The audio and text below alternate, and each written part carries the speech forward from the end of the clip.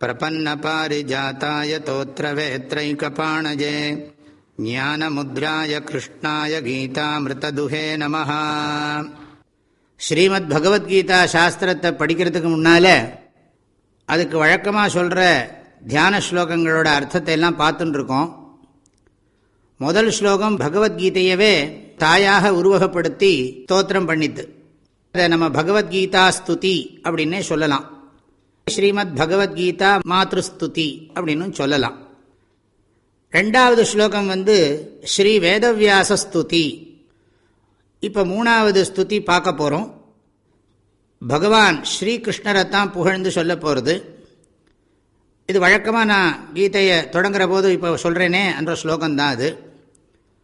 பிரபன்ன பாரிஜாத்தாய தோத்ரவேத்ரைக பாணயே ஞானமுத்ராய கிருஷ்ணாய கீதாமிருத துஹே நமஹ.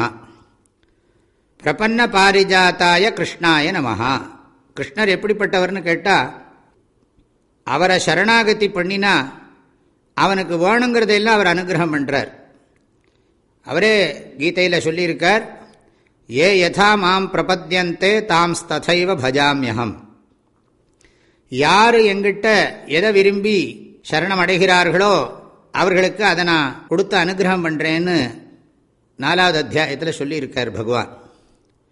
ஆகவே தன்னை சரணமடைந்தவர்களுக்கு கற்பக விருட்சம் போன்று கேட்டதையெல்லாம் கொடுக்கக்கூடியவராக பகவான் விளங்குகிறார். பிரபன்ன பாரிஜாத்தாய கிருஷ்ணாய நமஹ. அபீஷ்ட பலத்தை கொடுக்கிறவர், அவரை ஸ்தோத்திரம் பண்ணுறோம். தோத்திர வேத்திர ஏகபாணையே கிருஷ்ணாய நமஹ. பகவான் ஸ்ரீகிருஷ்ணர் அர்ஜுனனுக்கு தேரோட்டுற போது ஒரு கையில் சாட்டையையும் அந்த குதிரைகளோட கடிவாள கயிறையும் சேர்த்து பிடிச்சிருந்தார். தோத்திரம் பரம்பு குச்சி, வேத்திரம்னா அதில் இருக்கிற கயிறு, அந்த குதிரையோட கடிவாள கயிறையும் நம்ம சேர்த்து புரிஞ்சுக்கணும். இந்த சாட்டை குதிரையோட கடிவாள கயிறை பிடிச்சிருக்கிறதோட தாத்பரியம் என்னன்னு கேட்டால், தர்மமான வழியில் இந்திரியங்களை எல்லாம் கட்டுப்படுத்தி வச்சிருக்கணும் அப்படிங்கிறது அது குறிக்கிறது. இந்த தோத்திர வேத்திர ஏகபாணிங்கிறது தர்மசாஸ்திரத்தை குறிக்கிறது, வேதத்தோட பூர்வ பாகத்தை குறிக்கிறதுன்னு அர்த்தம் பண்ணிக்கலாம். தர்மசாஸ்திரத்தை கடைப்பிடிச்சு இந்திரிய நிகிரகத்தோட உலகத்தில் வாழணும், புலநடக்கம் எப்பவும் வேணும், எல்லாருக்கும் தேவை அப்படிங்கிற கருத்தை குறிக்கிறது. பகவானுக்கே ஹிருஷிகேஷன் ஒரு பேர், இந்திரியங்களையெல்லாம் நிகிரகம் பண்ணவன் அர்த்தம்.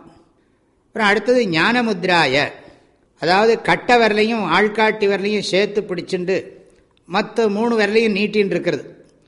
அதுக்கு பேர் சின்முத்ரை, ஞானமுத்ரை, பத்ரமுத்ரை அப்படின்லாம் அதுக்கு பேர்.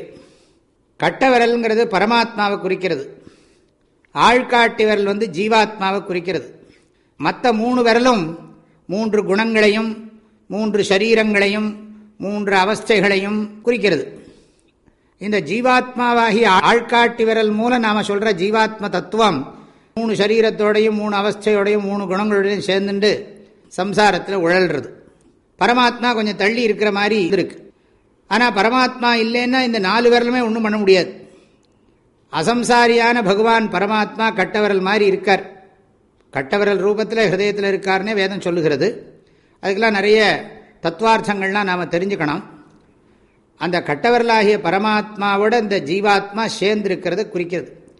அப்போ தான் இப்படி இந்த விரல் ஒரு சைபர் மாதிரி, ஒரு பூஜ்யம் மாதிரி இருக்கோ, அது மாதிரி வாழ்க்கை நிறைவாக இருக்கும். கட்டவிரலுக்கும் ஆள்காட்டி விரலுக்கும் இடையில் எவ்வளோ பெரிய கேப் இருக்குது. ஆனால் ஆள்காட்டி விரல் கட்ட விரலோடு சேர்ந்ததுன்னா அது ஒரு ரவுண்ட் ஆகிடுறது, ஒரு வட்டம் ஆகிடுறது. அப்போ அது வாழ்க்கையில் நிறைவு ஏற்படுறது. அதை குறிக்கிறதாக இதை அர்த்தம் பண்ணிக்கலாம். ஆகவே இந்த ஒரு கையில் ஞான முத்திரை, இதுதான் ஞான காண்டம். கடவுளை பற்றியும் கடவுளுக்கும் நமக்கு இருக்கிற உறவை பற்றியும் உபதேசம் பண்ணுற பாகம்.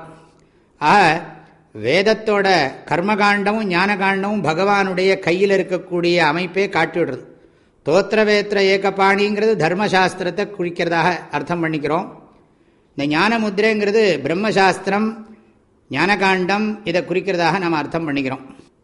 அப்புறம் அடுத்தது கிருஷ்ணாய. கிருஷ்ணன்கிற பதத்துக்கு நிறைய அர்த்தங்கள்லாம் சொல்லுவார்கள் பெரியோர்கள். நம்முடைய உள்ளத்தை பண்படுத்துபவன் என்று ஒரு பொருள், உள்ளத்தை கொள்ளை கொள்பவன், கவர்பவன் என்று ஒரு பொருள். கிருஷ்ணன் எல்லாருக்கும் பரம சௌக்கியத்தை கொடுக்கறதுனால உள்ளம் கவர் கல்வனாக அவர் விளங்குகிறார்.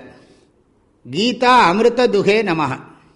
இந்த பகவத்கீதை அமிர்தம், நம்முடைய பிறப்பு இறப்பு சுழலாகிய சம்சாரத்தை அடியோடு நீக்கக்கூடியது. பகவத்கீதைங்கிற அமிர்தத்தை கறந்து கொடுத்த கிருஷ்ணனுக்கு நமஸ்காரம் அப்படின்னு கடைசியில் முடிக்கிறோம். ஆகவே பிரபன்ன பாரிஜாத்தாய கிருஷ்ணாய நமஹ, இல்லாட்டி பிரபன்ன பாரிஜாத்தாய நமஹான்னு சொல்லலாம். தோத்திரவேத்திர ஏகபாணையே நமஹ, ஞானமுத்ராய நமஹ, கீதாமிருததுஹே நமஹ, கிருஷ்ணாய நமஹ என்று இந்த ஸ்லோகத்தை நன்றாக புரிந்து கொள்வோம். புஸ்தகத்தில் இருப்பதை விட மஸ்தகமாகிய மூளையில் இருக்கிறது ரொம்ப விசேஷம். இந்த ஸ்லோகங்கள்லாம் நம்முடைய ஆழமான மனசில் பதியட்டும்னு பகவான் ஸ்ரீகிருஷ்ணனை பிரார்த்தனை பண்ணி உங்களை எல்லாம் மனசார வாழ்த்தி இந்த ஸ்லோகத்தோட அர்த்தத்தை பூர்த்தி பண்ணுகிறேன். பிரபன்ன பாரிஜாத்தாய தோத்ரவேத்ரைகபாணஜே ஞானமுத்ராய கிருஷ்ணாய கீதாமிருததுஹே நமஹ. எல்லோருக்கும் மனமார்ந்த நல்வாழ்த்துக்கள், ஆசீர்வாதங்கள். ஹரி ஓம். ஓம்